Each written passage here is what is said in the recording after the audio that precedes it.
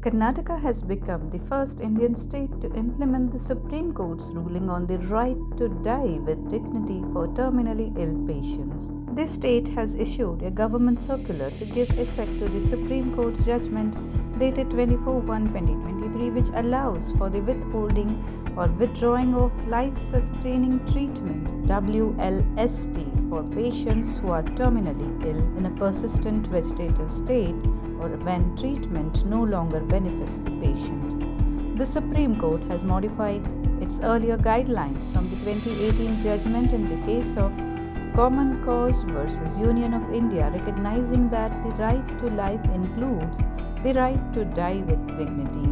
It has laid down procedures for executing advanced medical directives (AMDs) and WLST. For the procedure to be followed, the treatment must be approved by the treating doctor and certified by primary and secondary medical boards, which will consist of 3 registered medical practitioners, including one nominated by the district health officer.